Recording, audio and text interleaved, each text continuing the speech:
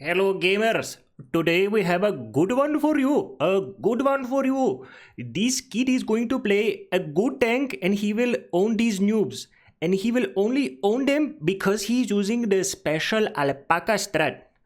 Now, if you're new to this channel and you're wondering, what is the alpaca strat? Alpaca cock in your mouth. Commander! And welcome back to Murovanka. We're gonna have a good one today. We're gonna see some Progetto 46 action from Extreme Unicorn Warfare. Holy Extreme Unicorn Warfare. There we go, finally. Good job, good job, good job me. I pronounced his name, yeah. Alright, let's get back to the action. He's playing with his buddy in the links, so he's probably spotting for his friend. And the Progetto 46 is, well, it is one of the best tier 8 premium tanks to play. It has the mobility, it has the good gun, it has that auto reloading mechanism. You can shoot one by one, or if you have an unsuspecting victim, you can unload all three of them into him, doing nice damage. And it's mobile, it pretty much has it all. I would put it at the top of the list of the best tier 8 tanks, alongside with, I don't know, maybe the Burask. That tank looks mean, really mean, but I don't know. I still haven't even tried it out. I don't know how to. I don't even know how you get the Burask. I don't even know how you get the Progetto 46. I don't have it. And yeah, so the gun is really it's for tier 8, because tier 8 right now is the perfect tier to play it. If it has the best matchmaking, hands down. You're not gonna get free arties and clown cars and shit like that, and you also don't have those retarded FV shitbarn tanks that can one-shot you for 2000 HP if they're lucky and pen you. So playing this in tier 8, you can actually have some fun. Who knows? Who knows? Maybe you maybe you win a game or two. I don't know. And yeah, so he went to the forest at the beginning. There's not a lot of enemy tanks in the forest. He did a couple of shots here and there. Got a nice shot onto that CS 53. And basically there's only, what, 2 tanks in the forest spotted for now, and his buddy in the links is running low on HP, so he's gonna have to step up his game in that Progetto and start dealing some damage and helping his friend out. Never mind, his friend just got destroyed by the enemy links that is in the forest. That's another light tank. There's a lot of light tanks. Especially if you look at the enemy team, they still have all 3 of them alive. Meanwhile, Extreme Unicorn Warfare only has 1 light tank alive. No, 2. Oh my god, there's 4 of them on each team. Are you kidding me? 2 clown cars on the enemy team, alongside with an ELC even 90. Which in this map, the ELC even 90 is extremely good, because it's such a tiny little tank. And if you go into the forest, you see where the EBR 90 is right now? More towards, let's say, let's see on the minimap, E7. If you go in E7 on that crossroad with the ELC 90, you're gonna spot a lot of tanks just by sitting there, maybe even going a little bit more aggressive. And the enemy is gonna have a hard time spotting you because of all those trees and whatnot. So yeah, it's 3-7, things are not looking good for Extreme Warfare. He has only 1.4k of damage, and he is hugging that red line harder than I hug my mother, so that's not... we need to fix that, so let's go, let's get it on.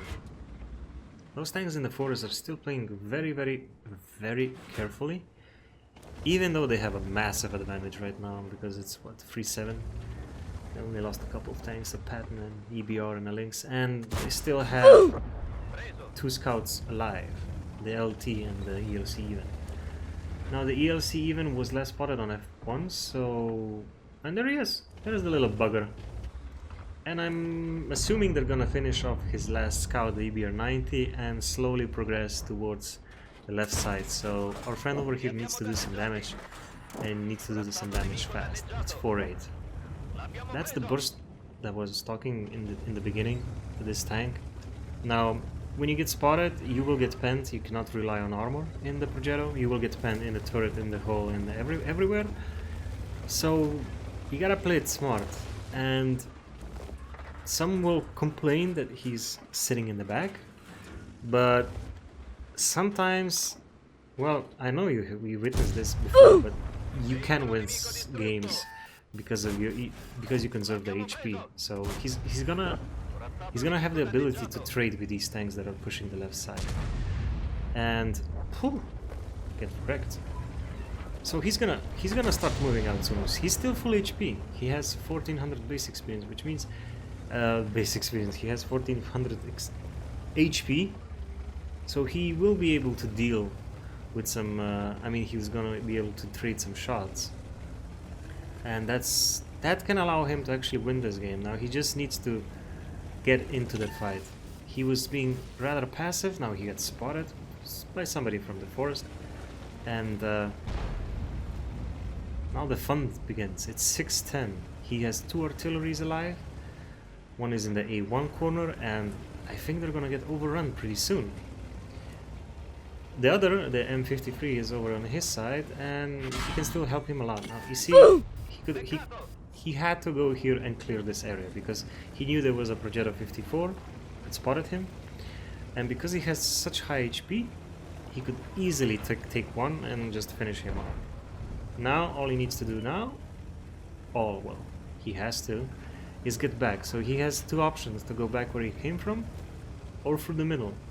Now if he went through the middle through the forest, I don't think he would have gotten any good shots because they're already pushing on C4, C5. So he needs to go back where the T95 is and try to help him over there.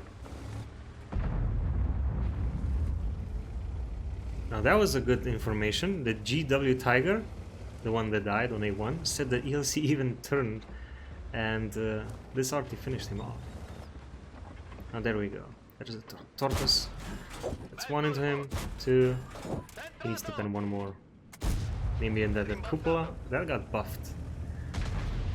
Usually you could pen that reliably and very easy, and there was no problem penning the Tortoise in that little commander's hatch, or whatever you call it.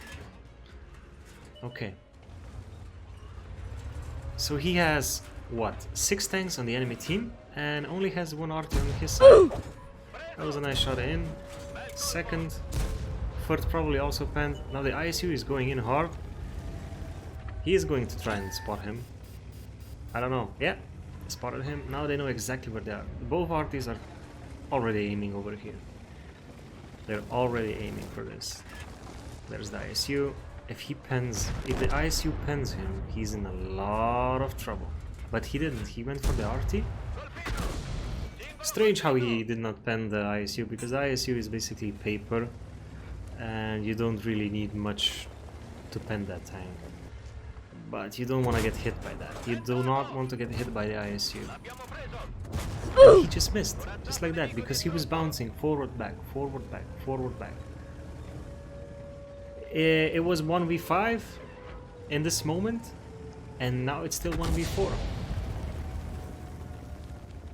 Now, say what you want, but keeping it cool, not going in like a monkey at the beginning of the game, just rushing in, managed to make him have more HP for this end game, where he really needs to pen this shot, which he didn't.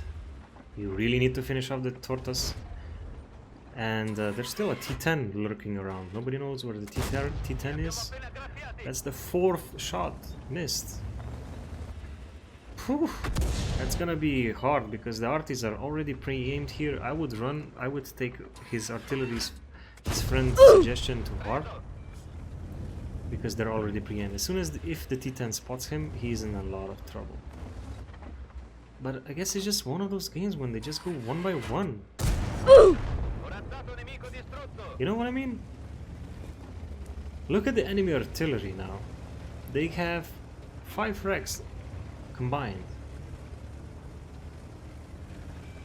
Which means they did a lot of damage. They had all the time in the world to do damage. I don't know. If he managed to get both of them, he gets a really nice medal. Actually 2 of those. A Colobanos and a Pools medal. I can't even remember when was the last time I got a Pools medal. That medal is just... It's so good when you get it, if you get it, you know. Alright. Now, I think he knows where the RT is. They're usually parked on K1, K2, J1, or some are even courageous enough to venture onwards to K9. And there's the first artillery. He spotted... What is that position? He's going forward, that's why. Oh, those HE shells are not doing good. He has 4 left, which means he has to pen this one 100%. I mean 4 shells. I think it's enough for both of those arties, right? No, I don't know. Let's see. He's gonna spot this SU without a problem. He's not gonna get spotted by this one because of all the bushes in front of him. And now he has... Now he needs to reload to those 2 shells that he has remaining, the premium ones, because what are you doing with 1 shell? You're just gonna shoot once and then switch to premium, so I don't know. Or you could be cheeky about it and shoot this one out, reload the remaining 2 and get the Fade-Ins medal. That's also good. But then again, I'm not sure how much HP the M53 has. Does he need 3 shells to finish him off? Or we'll see. I'm not very good on the HP on the artillery because I don't play them. Now the RT did the best thing that he could possibly do, basically handing out a free kill because he went into the circle. Now he knows exactly where he is, and